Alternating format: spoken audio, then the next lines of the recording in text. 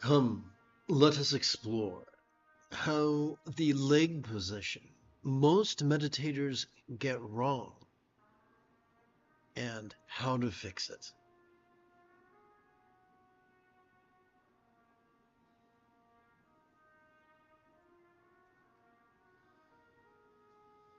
This is our first of 7 lessons on the subject of the 7-point posture of Varuchana. We're beginning with the legs.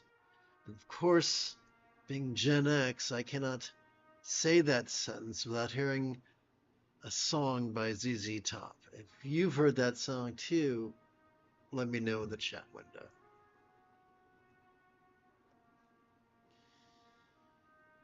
It's no fun grinding the crown of one's ankle into the hardwood of the floor or the concrete if you're outside. I therefore recommend investing in a yoga blanket. When I acquired them a while ago, they were less than 20 bucks each. And the nice thing about a yoga blanket is after a week of, let's face it, active sitting can be sweaty business. And so it's nice once a week to throw your yoga blanket first in the washer, then in the dryer. So you want to fold your blanket up so that it fits into a rectangle that is approximately 18 inches by 24 inches. And you want to sit with it not with the squinty part of the rectangle facing forward, but facing to the side. That'll cover more real estate as far as your tuchus and your thigh and your ankles go.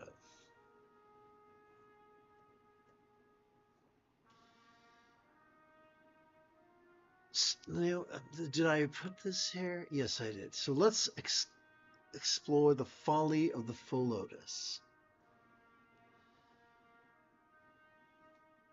Sturgeon's law reminds us that 90% of everything sucks. That 90% could look like institutional Buddhism. It could look like Yang. It could look like patriarchy, wherein people are conditioned to indulge their tendencies to be rigid, fearful, superstitious, controlling, elitist, cryptic, competitive, and cruel.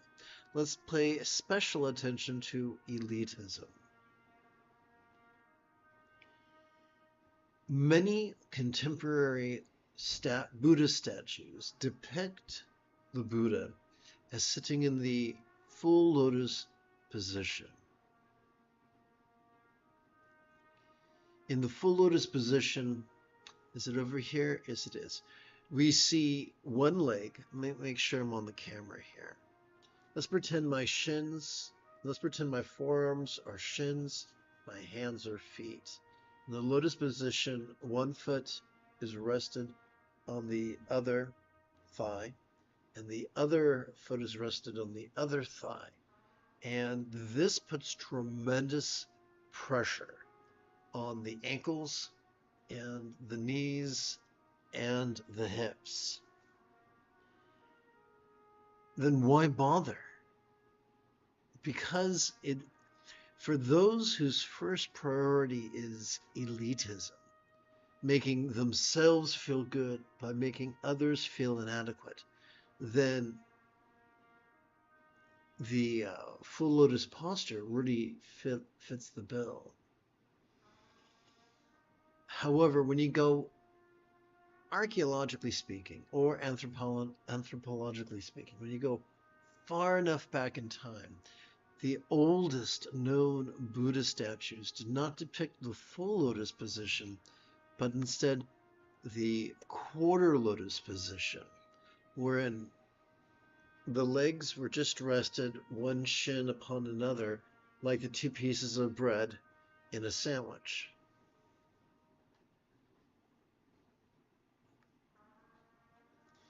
So we want to be patient with the quarter lotus posture. We don't want to ever force our knees down. You see, our knees are hinge joints. They bend like this. And if we try to bend them and then as if we treat them as if they were ball joints, we will injure ourselves. So it's not our knees that are ball joints, it is our hips that are ball joints.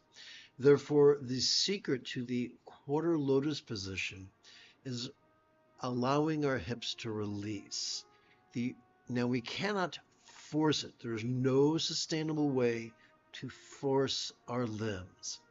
But if we sit in as close as a posture as our range of motion will allow, in time and gravity will do their work. And in a very short number of hours, our hips will relax and our knees will lower. Now, these are not consecutive hours. If you sit as best you can comfortably for as many minutes as you can, once every 12 hours, then that's enough for our body to gently remember how it sat when we were toddlers. I'd like to explore this a little deeper. It's very important that we do not make a habit out of forcing ourselves. For doing so will generate a clinical aversion to whatever it is we're trying to do. Someone says to you, no pain, no gain, run away from them. They're either malicious or ignorant. You want to take a gentle approach. Taking a gentle approach, you can master the Buddha's path in as little as a week.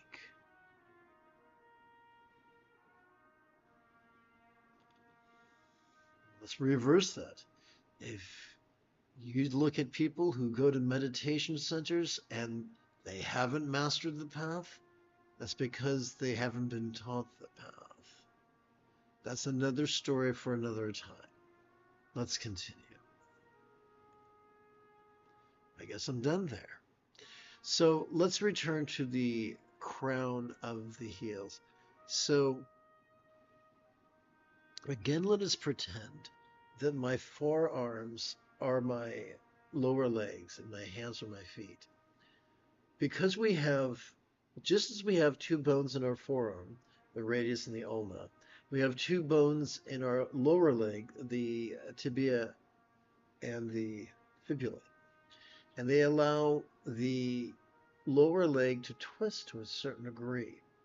This twisting is key to resting the top of our foot down on the carpet and not the crown of our ankle.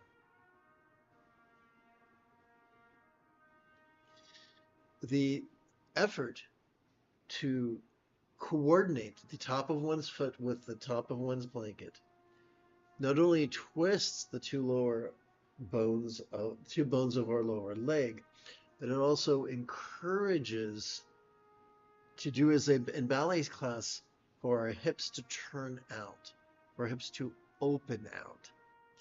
Now, once again, it's a question of nuance and gentleness. It is a question of reconciling ourselves to a progress that is incremental. That is the key to sustainability.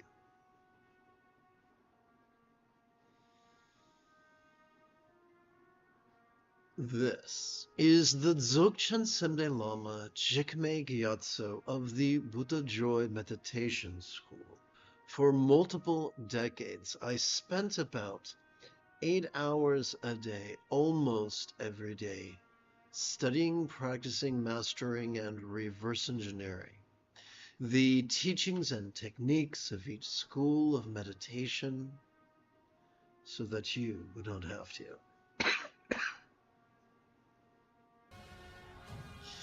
It is Rey Skywalker Sunday evening. Come, let us meditate like a Jedi.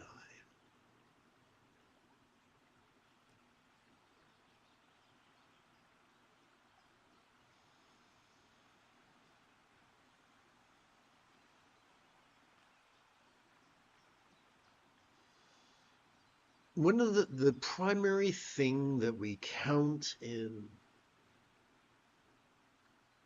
Bengali crease counting is repetitions of single units of mindfulness and meditation.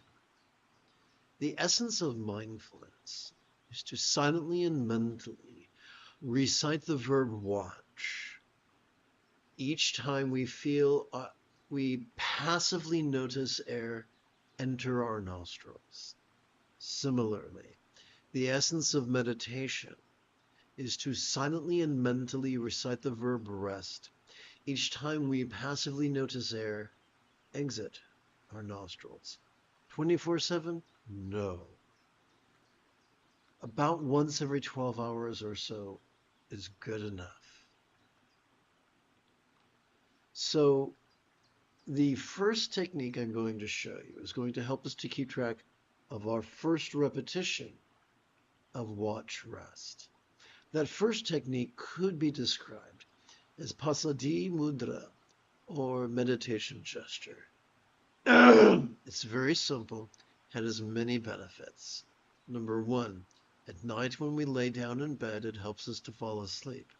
Number two, when we come to the end of our life, it helps us to transition with a modicum of peace. Number three, as we go through our day, when we find ourselves on the precipice of a meltdown, this hand gesture can be helpful. And number four, as I already mentioned, it helps us keep track of our solitary repetition of watch rest. It is as simple, meaning the pasadi mudra is as simple as us using the tip of our left index finger to support the lower knuckle of our right index finger. Palms up in our lap, together. Now let us count a dozen repetitions of watch rest. To keep track of that, we'll draw our attention to our right hand. Each time that we silently and mentally recite the verb watch, we can advance our right thumb across the sets of creases of our fingers, beginning with the right little finger's lower set of creases, working our way over and up to our right index finger's higher set of creases. Together, let us practice right now.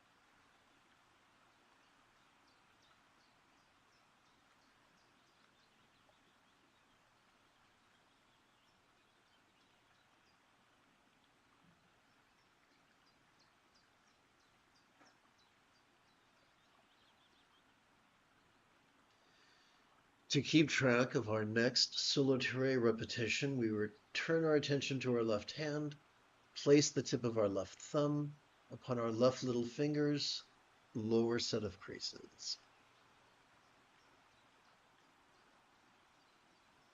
We return our attention to our right hand and count an additional dozen repetitions.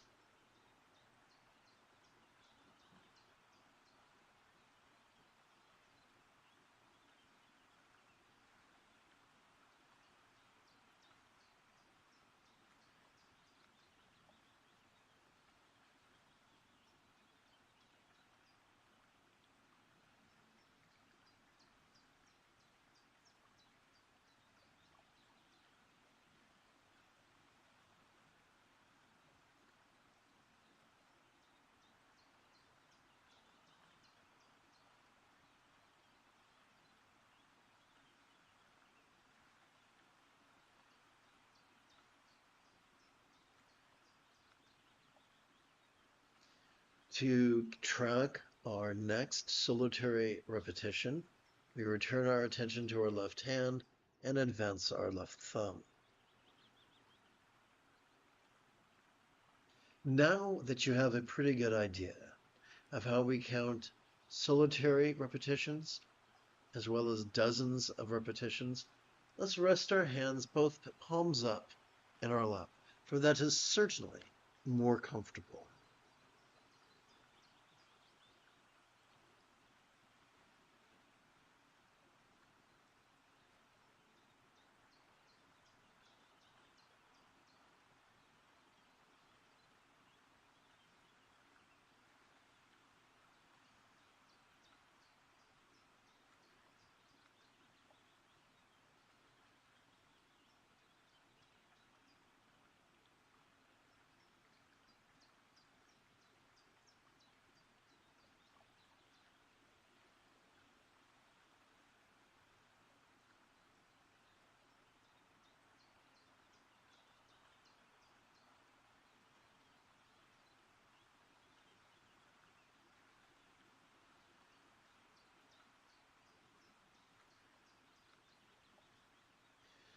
The moment you have a specific question about the philosophies or techniques that support meditation, do not hesitate to type your question in great detail in the chat window, for I tend to check for questions about once every 14 minutes or so.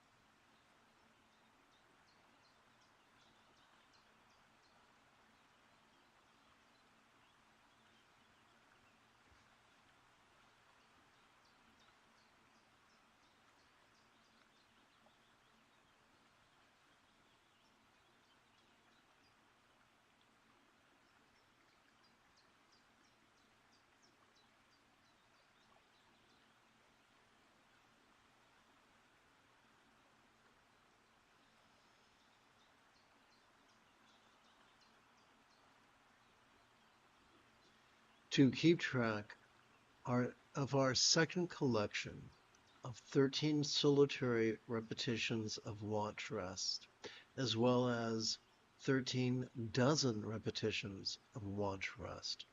All we got to do is drag the tip of our left index finger across the back of our right index finger till it comes to rest upon the middle knuckle.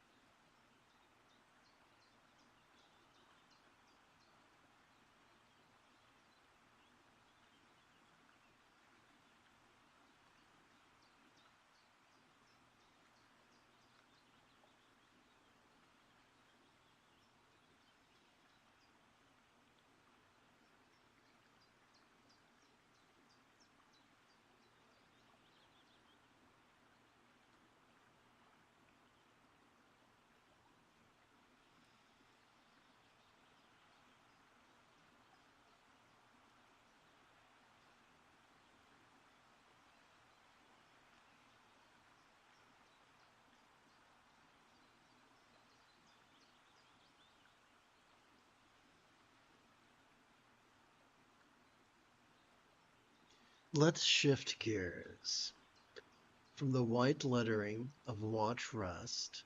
Oopsie, let's try that again. From the white lettering of watch rest to the teal lettering of feel rest. From the crown, from our subtle energies gathering in our crown, to our subtle energies gathering in our chest. From working with the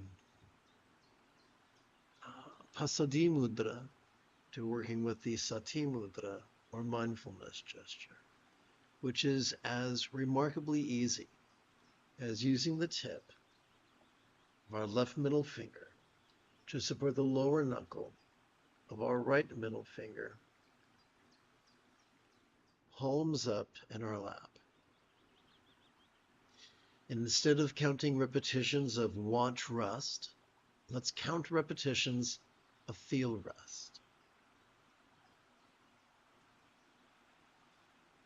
The essence of mindfulness is to silently and mentally recite the verb feel.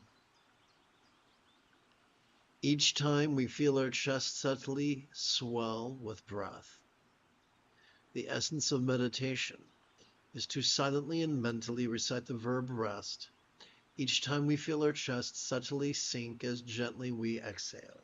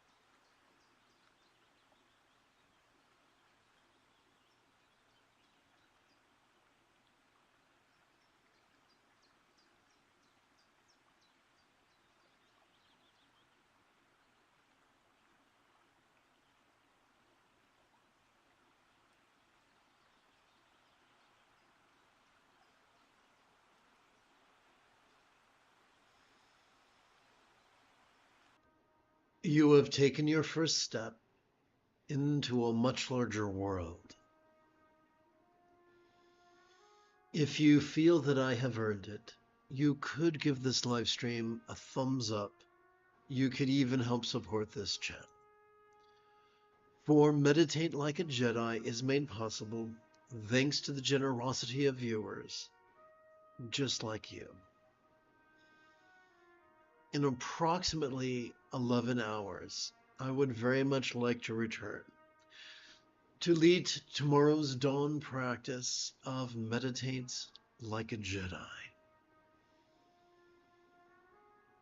And if you are as geeky as me, may the Force be with you always.